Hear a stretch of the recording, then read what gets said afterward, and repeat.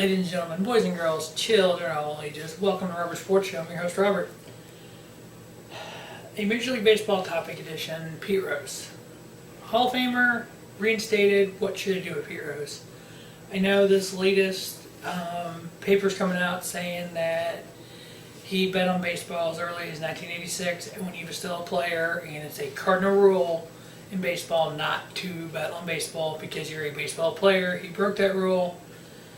You know, the man's been suspended for 25 years. I think everybody in this world deserves a second chance sometimes.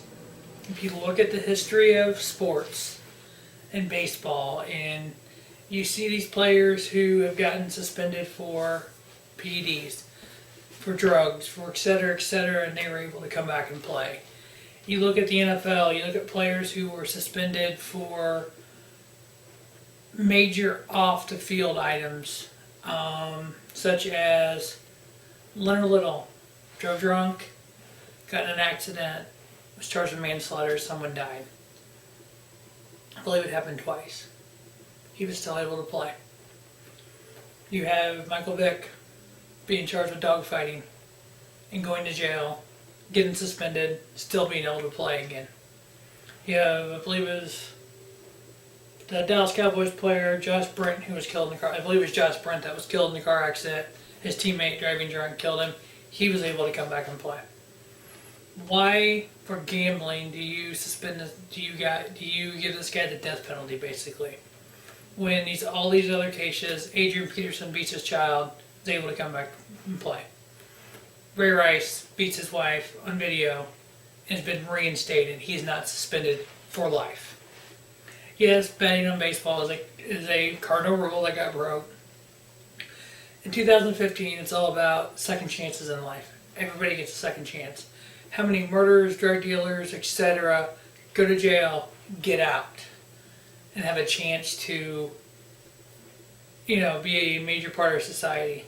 Except, when you break out and then you get shot. But that's just a different story. But no, Pete Rose basically was given the death penalty in Major League Baseball for his betting on baseball. Horrible as it was, why not, at this point in time, a 72-year-old Pete Rose, what's he going to do? He's not going to play. He's not going to manage. He's not going to coach. He's been an ambassador for baseball since he got been suspended, been indefinitely suspended. He wrote his book. He's going to be at the All-Star game this year. Why not reinstate him? Let him go in the Hall of Fame where he belongs. Let the world be right. I don't want to see this guy, his Major League Baseball career, given the death penalty, and then him get put in the Hall of Fame after he passes away. That'd be an injustice. I've been a baseball fan since the mid-'80s. Was I a Pete Rose fan toward the end of his career? Not really. I didn't like what he did in the 72 All-Star game when he took out Ray Fosse. Millions of times, he was Charlie Hustle. I will give him that in his baseball career. The all-time leading hits leader, 4,100 hits. Only 2 people have ever passed 4,000 hits, I believe. I didn't look anything up. This video is all, no notebook, no nothing, no stats in front of me. It's just me talking. Just what I know in my brain and what I'm talking about. So I believe there's 2 people who ever had 4,000 hits in the history of baseball. Did betting on baseball affect how many hits he got? No.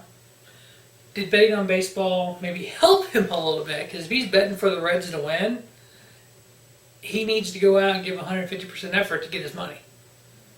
So, unlike steroids of today, that something that enhanced their performance, that helped them get these hits, he went out there and Charlie Hustle and got these hits and did all what he did. No, like I said, I don't agree with what he did. In the 1980 World Series when he was playing for Philadelphia, he dove in third base trying to take out George Brett, and Brett just steps aside, let Rose slide across the bag, reached down and tagged him. And we all know what kind of a hothead George Brett was, so when Pete Rose jumped up and wanted to fight him, Brett was like, whatever, let's do this, So, he played the game that way. Should he bet on baseball? No. Obviously he's admitted to it. He betted when he was a manager, and now this supposedly, 25 years later, the paperwork comes out saying he started betting in 86, not 87. Come on, he's been suspended 25 years or whatever it's been. He's been suspended. Come on, give the guy a break. Whatever. Who remembers details of what they did 25 years ago? I couldn't. I can't. I don't know about y'all out there watching, but I can't. I mean, 86, 87, 88. I mean, whatever. I mean, really. I mean, what's the big difference? I mean, yeah, one he was a player, one he was a manager. But he was also a player manager for a while. So, but whatever. It is what it is. I think they should reinstate him. I think Stidle and the Veterans Committee, he needs to go on the ballot because he's never been on the Hall of Fame ballot. He needs to be first time on the ballot. Reinstate him, put him on the ballot. Let the whole Hall of Fame take its course. If he's voted in first year, second year, 15th year, and then let him go to the Veterans Committee. You need to reinstate him and treat it just like he retired 5 years ago.